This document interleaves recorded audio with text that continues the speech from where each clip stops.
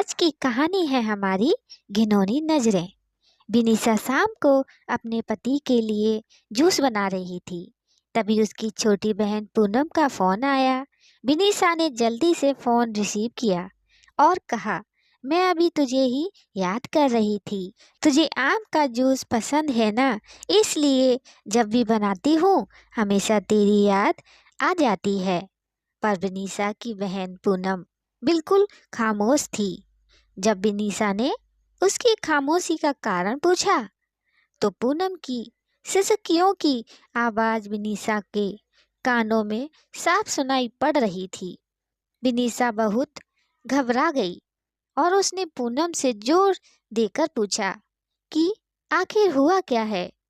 तब पूनम ने डरते डरते बताना शुरू किया कि अभी मेरे मोबाइल पर किसी अनजान व्यक्ति का फोन आया था और वह मुझे कह रहा था कि वह मुझे जानता है और उसके पास मेरी कुछ फोटोज हैं, और अगर मैंने उसकी बातें और शर्त नहीं मानी तो वह उन फोटोज को इंटरनेट पर डाल देगा। तब निशा ने पूनम से कहा, पूनम, ऐसे ही कोई गलत नंबर होगा, कोई सिरफिरा ऐसे ही तेरे मजे ले रहा होगा। तू डर मत, कुछ नहीं होगा ऐसा वैसा। तब पूनम ने घबराते हुए कहा, दीदी, मुझे उस इंसान से डर नहीं लग रहा, पर मुझे उसकी बातों से बहुत डर लग रहा है। यह कहकर पूनम रोने लगी। तभी विनीसा ने कहा, तो बताना, उस इंसान ने क्या कहा है तुझे? तब पूनम बोली, उसने मुझे कहा है कि अगर वह मेरी फोटो इंटरनेट पर नहीं डाले तो मुझे उसकी सारी मांगे पूरी करनी होंगी। उसने कहा कि आज रात वह मेरे घर पर आएगा। और इतना कहते ही पूनम जोर जोर से रोने लगी और रोते रोते बोली, दीदी, मुझे उसकी बातें सुनकर घिन आ रही है। ऐसा लग रहा है जैसे उसने मेरे साथ कुछ गलत कर दिया हो। अगर अभी वह मेरे सामने आ जाए तो मैं उसे इसी वक्त जान से मार दूंगी। इतना कहकर पूनम चीखने लगी। तभी विनीसा ने पूनम से कहा, अरे पूनम, तू संभाल अपने आप को और मुझे उस घिनौने इंसान का नंबर भेज, मैं उससे अभी मजा चखाती हूँ। यह कहकर विनीसा ने फोन काट दिया। पूनम ने उस बदमाश के नंबर और उसके बीच हुई बात की रिकॉर्डिंग विनीसा को भेजी। जब विनीसा ने वह रिकॉर्डिंग अपने पति को सुनाई तो दोनों की होश उड़ गए। विनीसा और पूनम दो बहनें हैं।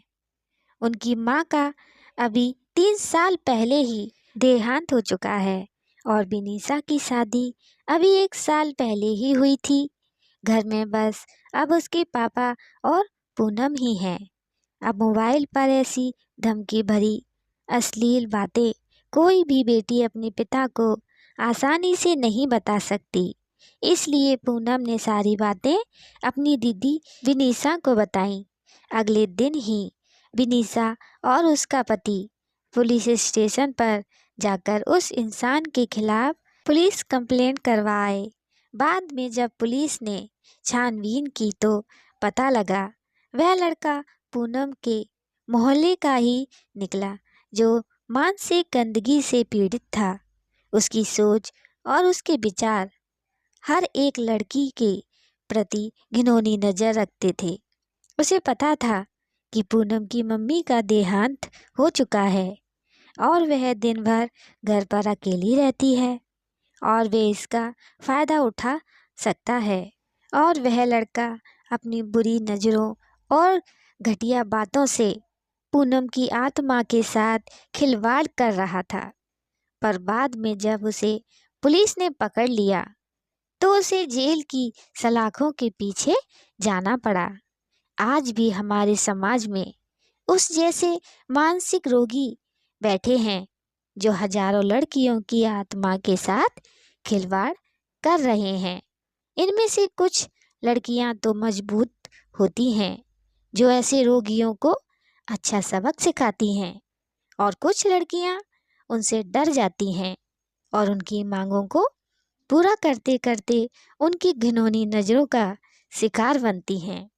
पर आज समय आ गया है कि ऐसी मानसिक रोगियों को हम लड़कियां ही सबक सिखा सकती हैं। इसलिए लड़कियों को उनसे डरने की बजाय उनका डटकर सामना करना चाहिए। अगर आपको हमारी हिंदी कहानियाँ पसंद आए तो ज़रूर कमेंट सेक्शन में बताइएगा। हमारी कहानी कैसी लगी, लाइक सब्सक्राइब भी करिएगा, शेयर भी कीजिएगा हमारी अगली कहानी के लिए। जय श्री राधे।